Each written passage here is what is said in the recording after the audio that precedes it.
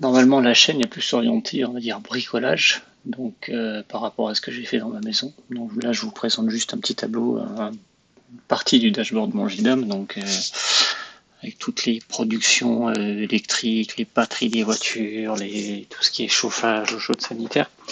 Donc finalement, c'était ma partie à la maison et on a découvert que, en gros, il y avait à peu près que moi qui savais utiliser à la maison. Donc c'était une petite vidéo juste pour vous dire pourquoi il n'y a pas eu de vidéo pendant quelques temps et pourquoi on doit faire attention à la domotique. Donc en gros mi-janvier, en baladant mes chiens dans la forêt, je ne sais pas ce qui s'est passé parce que j'ai perdu connaissance, mais je me suis probablement pris un arbre, une pierre, une bête, j'en sais rien. J'ai fini en perte de connaissance, je me suis réveillé, j'avais un chien à côté de moi et un chien qui était rentré chercher du secours à la maison. Quand je me suis relevé, j'ai compris que j'avais plus, mon épaule droite était cassée. Je suis rentré à pied.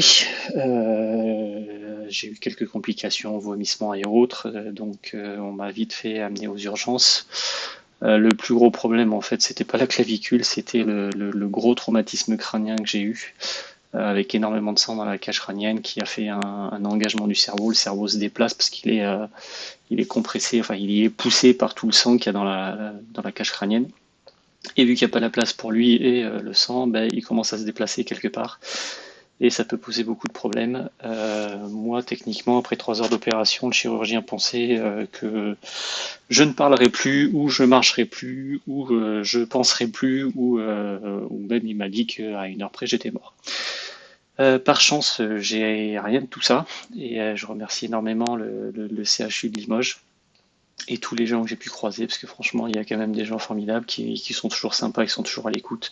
Alors, faut y mettre du sien, hein, faut pas râler tout le temps et faire chier son peuple, hein, on est bien d'accord, mais du moment que on y met un peu du sien, et c'est franchement des personnes qui sont adorables.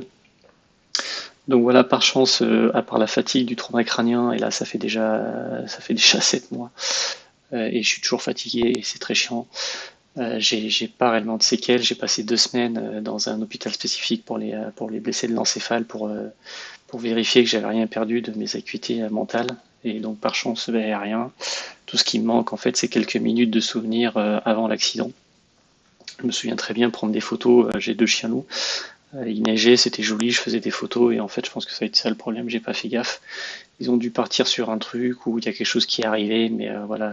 Maintenant, je prends plus enfin, je prends mon téléphone, mais je m'en sers plus quand je balade les chiens. Ils sont très gentils, mais voilà, il y a quand même un instinct un peu animal dedans. Donc en gros, voilà, c'est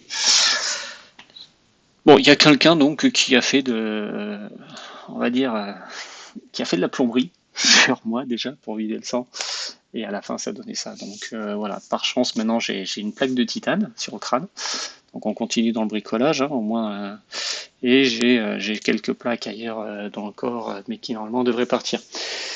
Donc voilà, là, c'était pas tellement pour parler de l'accident que je faisais cette vidéo, enfin en partie ici pour vous dire que voilà, il n'y a pas eu beaucoup de vues d'action, d'animation sur la chaîne ces derniers temps parce que j'ai passé déjà 3 semaines à l'hosto. Et ensuite, voilà, le traumatisme crânien, c'est quelque chose qui fatigue énormément. C'est pas de la fatigue physique, hein, on a beau se reposer, moi j'ai dormi jusqu'à 16 heures par jour les premiers mois et on va se fatiguer. 8 mois après, j'ai encore des périodes de fatigue, c'est par vague, ça va, ça vient. Mais en gros, ce qu'il faut bien penser quand on commence à bricoler sa maison et qu'on se lance dans de l'Arduino, dans du JDOM, dans du Raspberry ou autre, bien penser qu'en fait la maison n'est pas faite que pour une personne. Sauf si vous êtes tout seul dans votre maison, dans ces cas-là, il n'y a pas de problème.